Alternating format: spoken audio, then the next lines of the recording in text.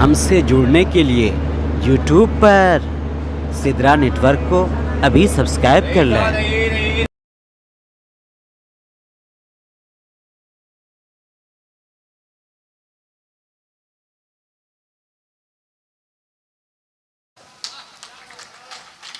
लेकिन जैसे ही कुछ हुकूमत के तलवे चाटने वाले सियासत की आड़ में अपनी रोटी बनाने वाले जब जुलूस हो रामनवमी का तो पत्थर फेंकते हैं, जुलूस हो ईद मिलादुन नबी का पिस्तौल और तलवार लहराते हैं।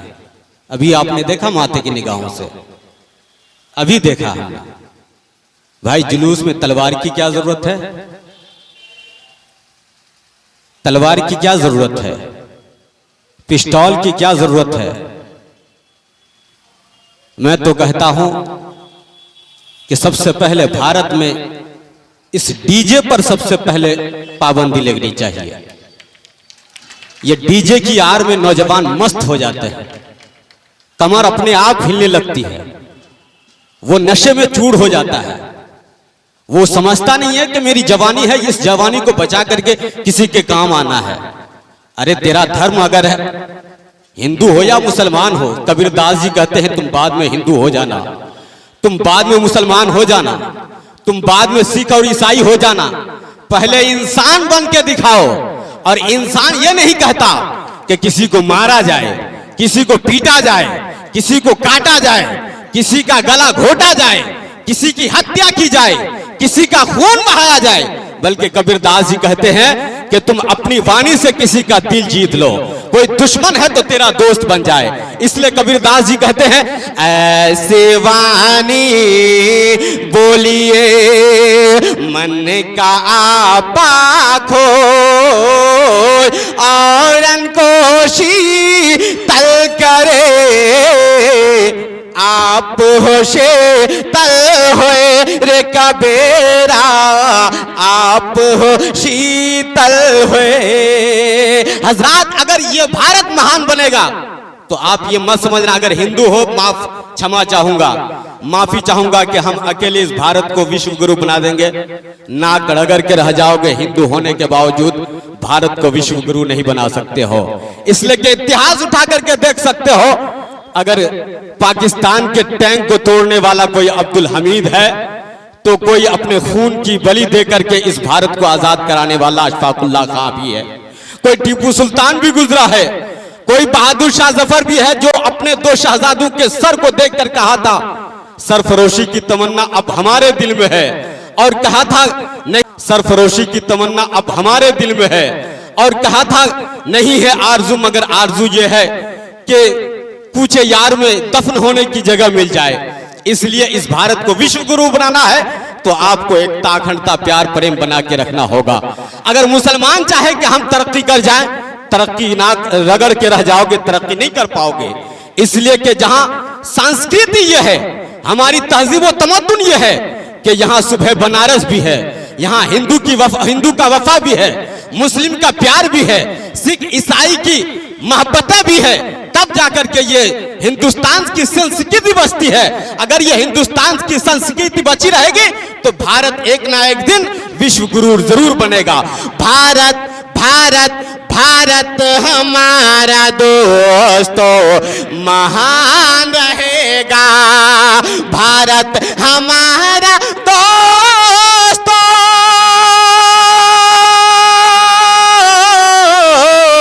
भारत हमारा दोस्तों महान रहेगा। अरे मिलजुल के अगर हिंदू मुसलमान रहेगा, मिलजुल के अगर हिंदू मुसलमान रहेगा। यहाँ चेहरा नहीं इंसान पढ़े जाते हैं, यहाँ मजहब नहीं ईमान पढ़े जाते हैं। हमारा भारत डॉक्टर साहब, हमारा भारत इसलिए भी महान है दोस्तों, यहाँ एक साथ गीता और कुरान पढ़े जाते हैं। यहाँ एक साथ गीता और कुरान पढ़े जाते हैं। इसलिए हजरात एकदम चिंता करने की जरूरत नहीं है।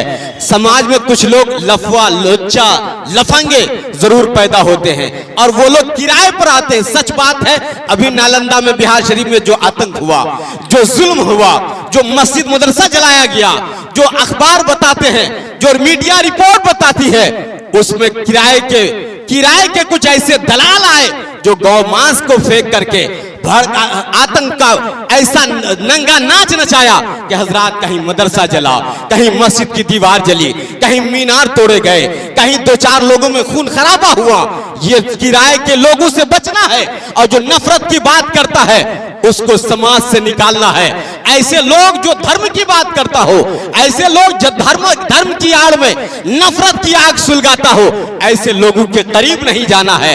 इसलिए इस संगोष्ठी की और इस समारोह की बहुत सख्त जरूरत थी ऐसे वक्त में जबकि बिहार जल रहा था, बिहार सुलग रहा था, बिहार की हवा में नफरतों की आग भरी हुई थी। ऐसे दौर में हृदयानंद मिश्रा जी ने पिछले साल से इस बार भी ये कदम उठाया है। इस कदम के लिए मैं उनको हार्दिक प्यार देता हूं और उनको बधाई देता हूं कि आप इस बधाई के पात्र हो कि आपने एक बहुत अच्छा काम किया है।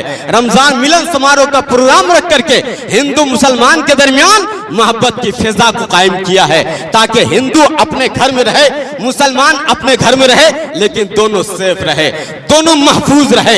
इसलिए कि मेरा कुरान अगर कहीं से साबित कर दो कि आतंक की इजाजत देता हो, वो कुरान, वो मजहब इस्लाम, वो मेरा प्रोफेट मोहम्मद सल्लल्लाहु अलैहि वसल्लम जो बेवजह वजू बनाने के वक्त पानी को बेवजह खर्च करने और बहाने की इजाजत नहीं देता है, वो इस्लाम कब ये इजाजत देता है कि बेवजह और बिला किसी के सबब के, बिला किसी कारण के किसी का नाहक खून बहाया जाए। इसलिए इस्लाम को आतंक से ना जोड़ा जाए, हिंदू को आतंक से ना जोड़ा जाए, किसी मजहब को आतंक से ना जोड़ा जाए। इसलिए कि मजहब का ये कोई ऐसी मजहब नहीं, कोई ऐसा मजहब नहीं, कोई ऐसी किताब नहीं, कोई ऐसा धर्म ग्रंथ नहीं, कोई ऐसी पुस्तक नहीं जिसमें यह कहा गया हो कि किसी को मारना जायज है, किसी को पीटना जायज है, किसी का गला दबाना जायज है। हजरात, इसलिए ऐसे लोगों से दूर रहिए, खास करके सियासत के ऐसे तलवे चाटने वाले लोगों से दूर रहिए जो सियासत की आड़ में वो तो राजा बने रहेंगे,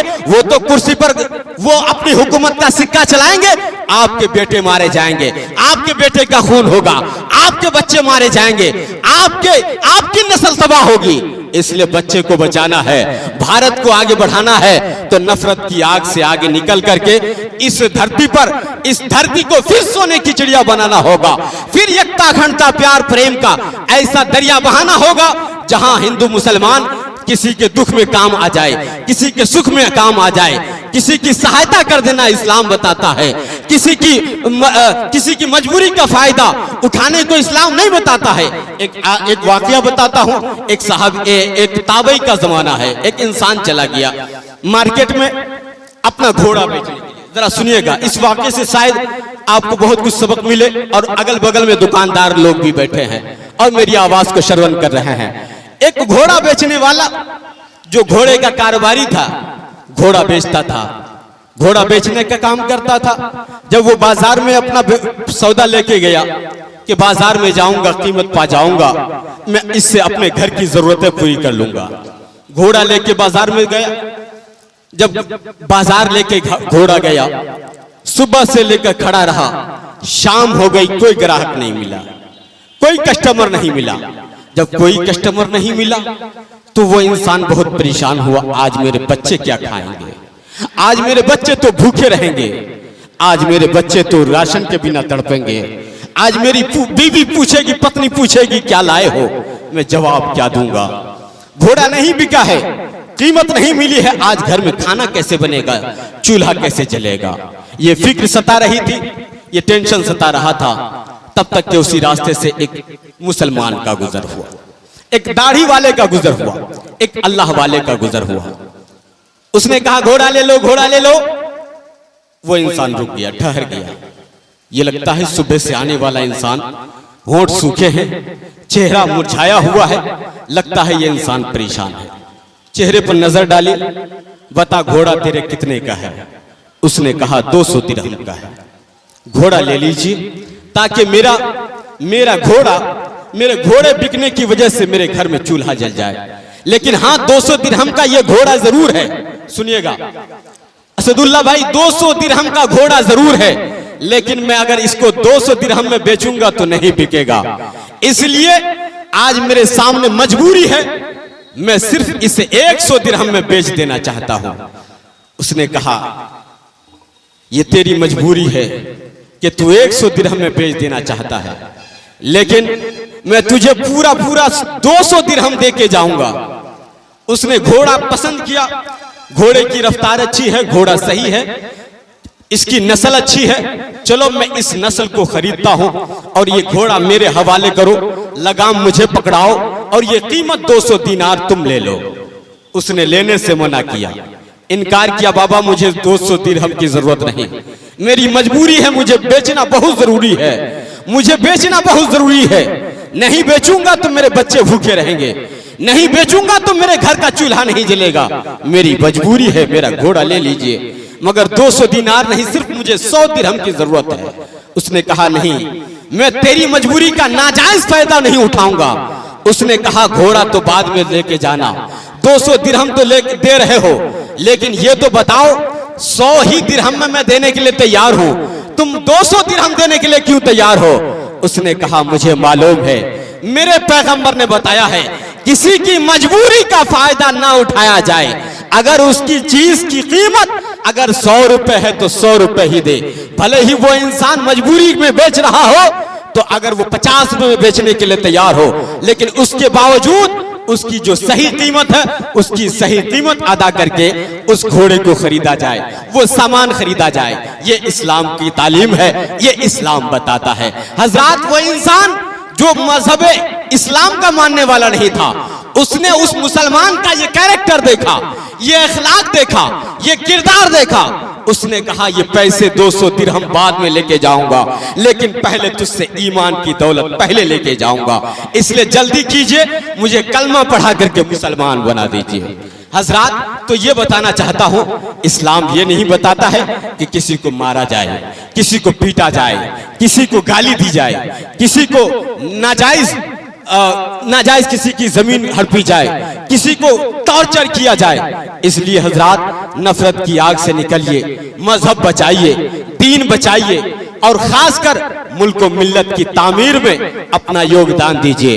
गांधी आश्रम में आने वालों, आज गांधी के हवाले से गांधी जी की बड़ी कुर्बानी रही है, तब ये भारत आजाद हुआ है।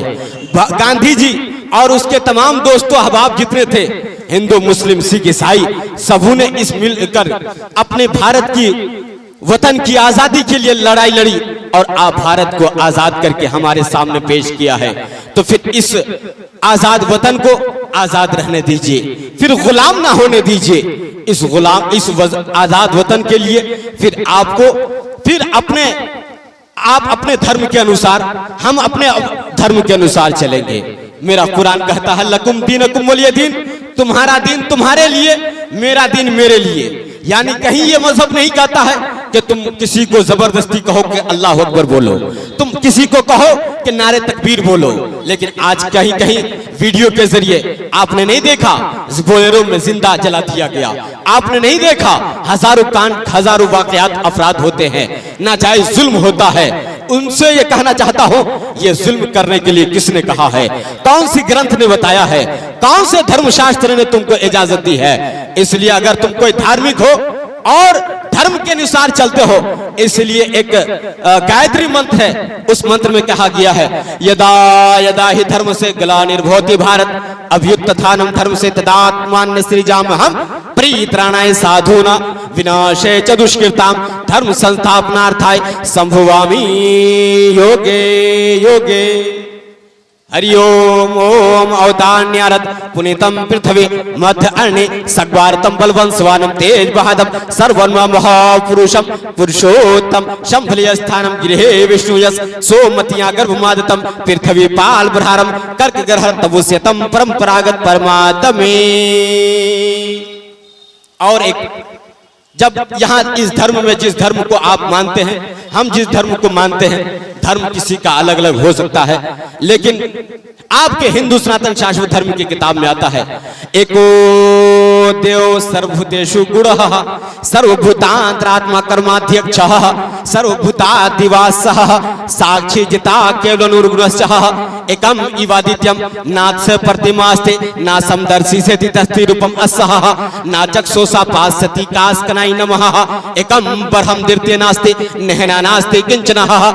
और एक मंत्र आता है लिंग छेदी शिखिनः शमशूधारी सदुष्कः उच्चलापी सर्वभक्षी भविष्यति जनो ममः बिना कौलम च पश्वस्तेषा भक्ष्याम ताममः मुस्लिम संस्कारः कुशेरी भविष्यति तस्मान् मुसलमन्तो हि जातीयो धर्म दुष्कः इति पैशाच धर्माश्च भविष्यति मया कीर्तः। भविष्य पुराण प्रतिस्वर पर्व 3 अध्याय 3 खंड 3 श्लोक नंबर 1 2 3 में लिखा हुआ। इन तमाम मंत्रों का खुलासा ये है, ये आपके मंत्र में पढ़े हैं। और हमारा कुरान एक तरफ कहता है कुल हुवल्लाहु अहद अल्लाहु समद लम यलिद वलम यूलद वलम यकुल लहू कुफुवन अहद।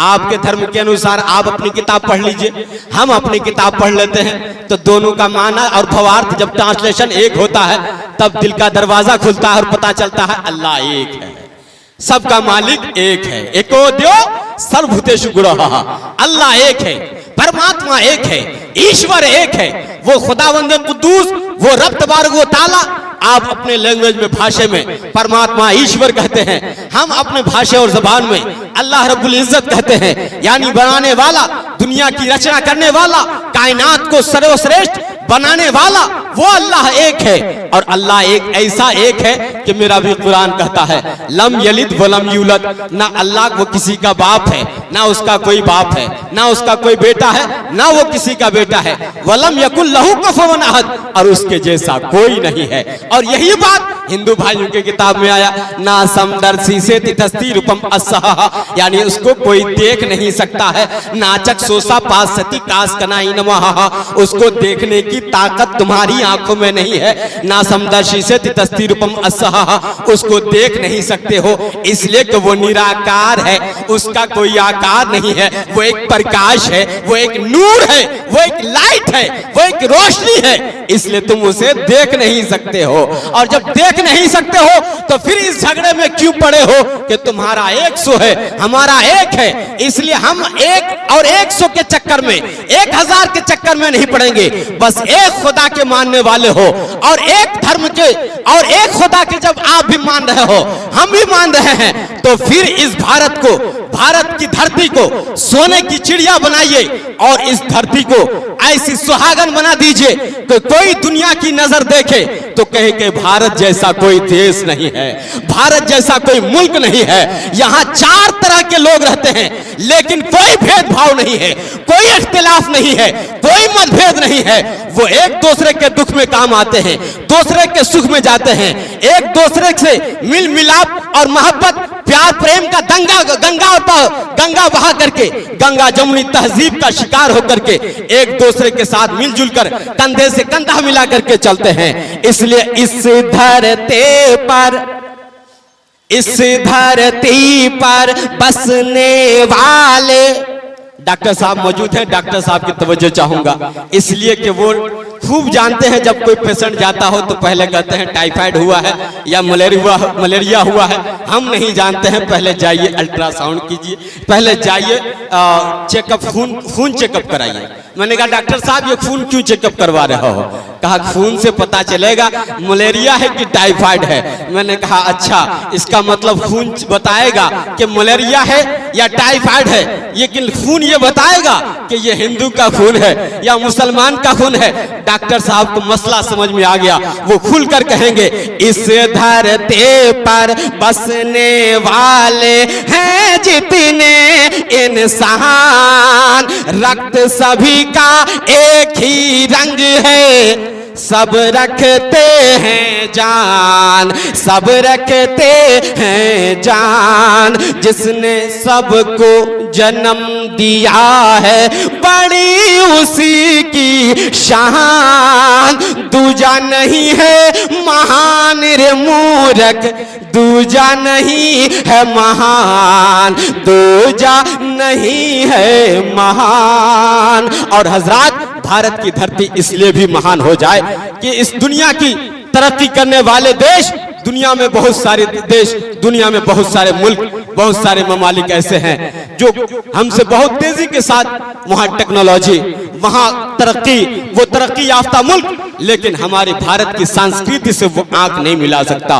अगर हमारे दरमियान एकता अखंडता कायम रही, प्यार प्रेम बना रहा, वो देख करके कहेंगे टेक्नोलॉजी हमारे पास है, मशीनें हमारे पास है, दुनिया की तमाम तरक्कियां हमारे पास है, लेकिन एकता अखंडता भारत के पास है। अगर यह चीज भारत में हो जाए तो दुनिया को आंख मिलाने की हिम्मत नहीं होगी, भारत से कोई आंख नहीं मिला पाएगा।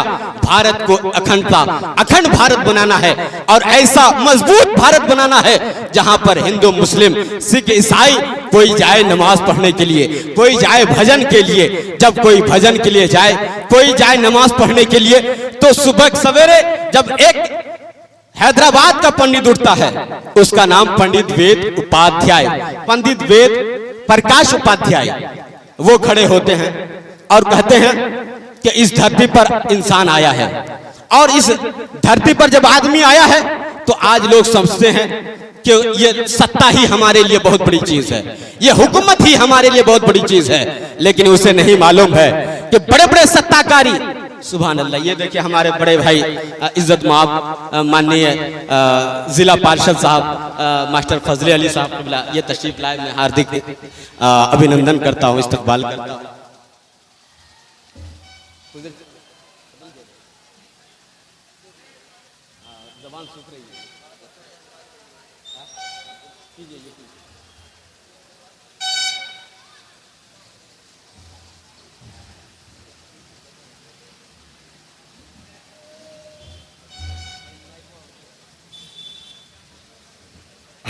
हमारे बीच भगवानपुर जिला परिषद सदस्य फजले इमाम साहब आए हुए हैं। हम चाहेंगे कि विद्यालय के व्यवस्थापक हृदयानंद मिश्र आकर उनका स्वागत करें।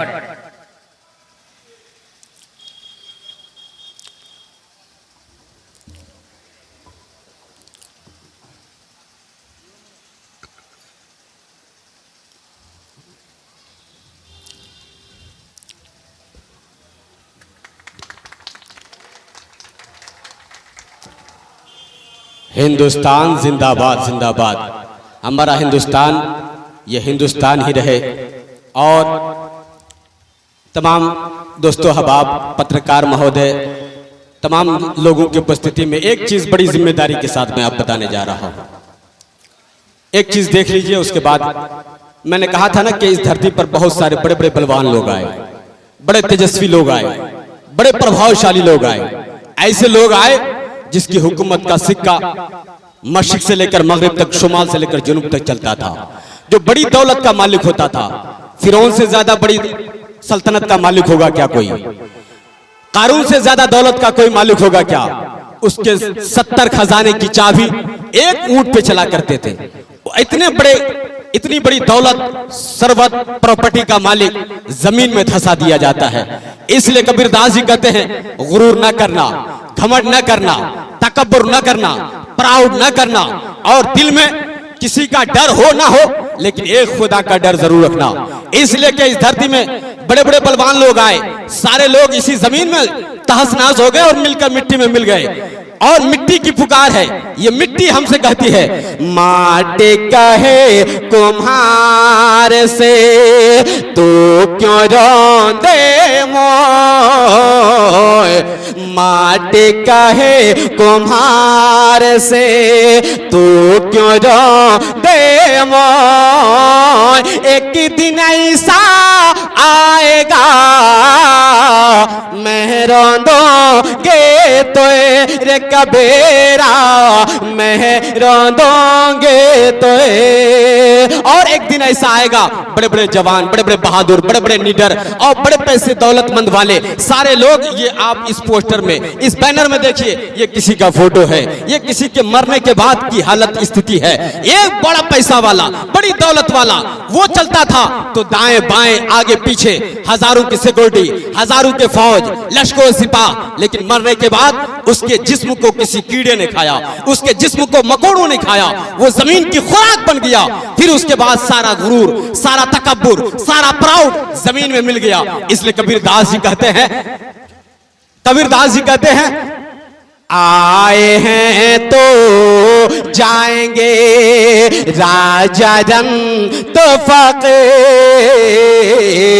आए हैं तो जाएंगे राजा रंग तो फकीर, एक सिंहासन में चले एक बंधे जंजीर का बेड़ा, एक बंधे जंजीर। अब जब मैं बड़ी जिम्मेदारी के साथ इसलिए ये बात बताना चाहता हूं कि ये गांधी आश्रम है, यहां पर गांधी के हवाले से एक बात मैं अखबार के हवाले से, ये अखबार में छपा 27 तारीख 7वां महीना 1947 में ये अखबार छपा, ये प्रेस मीडिया में आया और ये अखबार का कटिंग पेपर है मेरे पास।